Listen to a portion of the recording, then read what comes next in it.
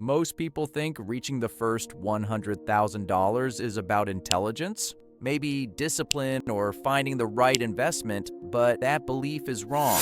More than 90% of people never reach this number, not because it's unrealistic, but because they are playing the game incorrectly, as if every step forward is designed to be erased. So the real question isn't how to reach 100,000, it's why does it feel like you're always being pulled back to zero?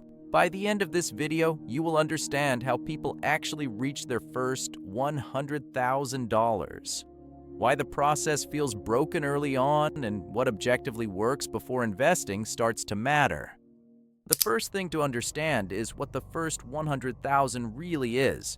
It is not wealth, freedom, or financial independence. It is threshold capital. Below this point, money is passive. It sits still. It reacts slowly. However, above this point, money starts interacting with the system.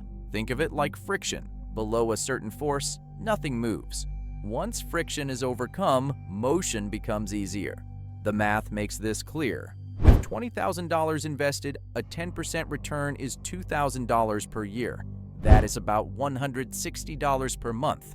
But with $100,000 invested, the same return is $10,000 per year. That is more than $800 per month.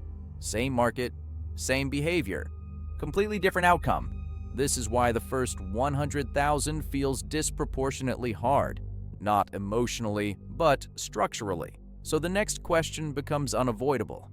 Why does progress feel almost invisible before this point? Because early progress is real, but constantly neutralized. In the beginning, gains are absorbed by noise, such as unexpected expenses, inflation, learning mistakes, lifestyle adjustments, small emergencies. Each one erases weeks or months of effort. This creates a dangerous illusion, the illusion that nothing is working. Long-term household net worth data shows the same curve again and again. The first years look flat. Acceleration appears suddenly later, not because behavior changes, but because scale finally matters. Most people quit during the flat phase, but that phase is not failure, it is incubation. This is why time works against motivation early on. There is no feedback loop, and this lack of feedback is not accidental.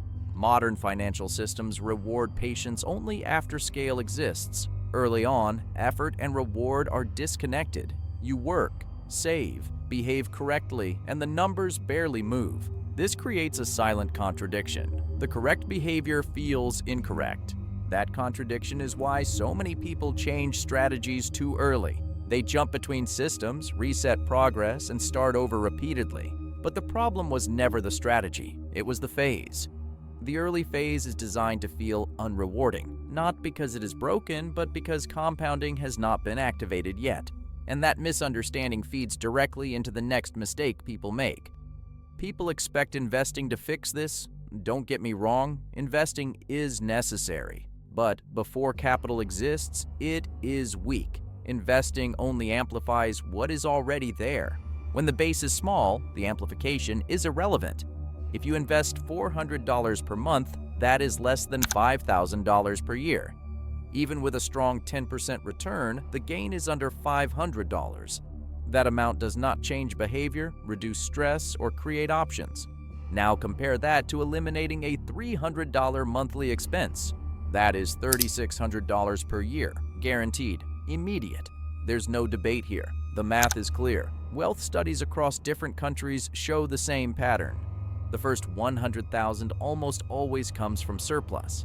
Income minus expenses, not market returns. The mistake is not investing early. It's expecting investing to compensate for low surplus. This expectation creates a dangerous focus shift. People start chasing efficiency instead of scale. They compare funds, strategies, and small percentage differences. But at low capital levels, efficiency is noise. The difference between a 6% return and an 8% return on $30,000 does not change the outcome.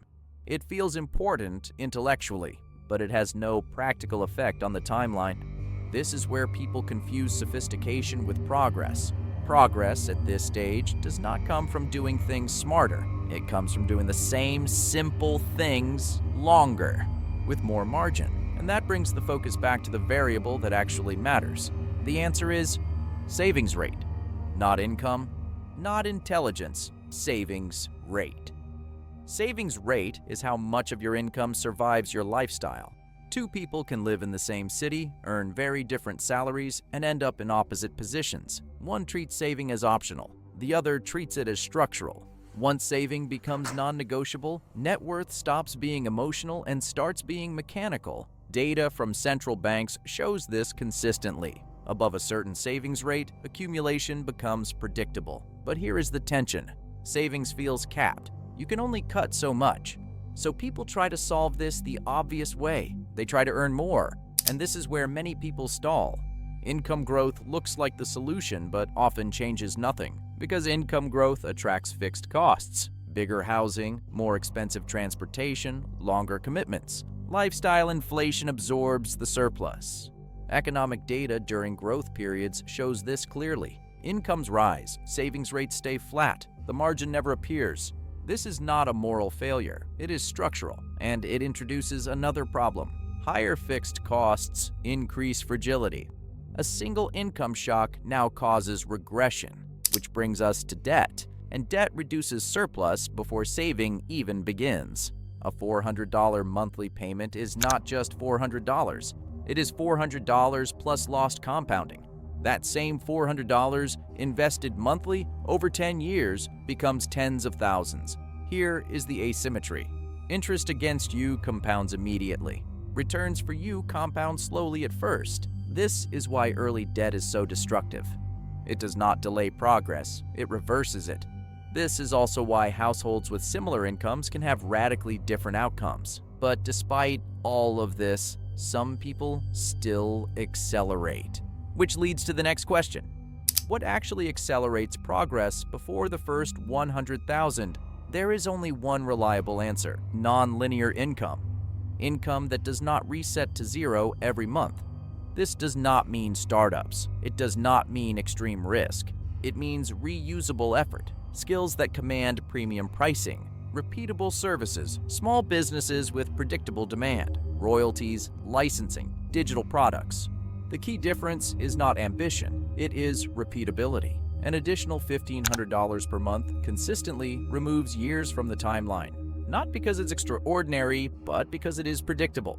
Crisis data makes this visible. During major downturns, single-income households regress. Households with diversified income preserve capital. This introduces fear, risk, uncertainty. So the final clarification matters. You do not need side income, businesses, or aggressive strategies. If you have stable income, low debt, time, and a protected savings rate, the outcome becomes statistical. This is why stable economies show higher completion rates. Canada, Australia, Nordic countries. Lower extremes, lower volatility, higher predictability. The real danger is not slow progress, it is interruption. Ironically, many people slow down when they are closest to the threshold. At $10,000, losses feel abstract. At $70,000 or $80,000, losses feel personal. So behavior changes. People loosen savings to reward themselves. They increase consumption to feel progress. They avoid decisions that feel uncomfortable. This creates a plateau right before the goal. Long-term savings behavior shows this pattern clearly. Acceleration, flattening, then acceleration again. The people who cross the threshold are not braver. They are more mechanical. They keep the system running until the number is crossed. The first $100,000 is not built through clever investing. It is built by surviving a phase where effort produces almost no visible reward, and most people unfortunately quit there.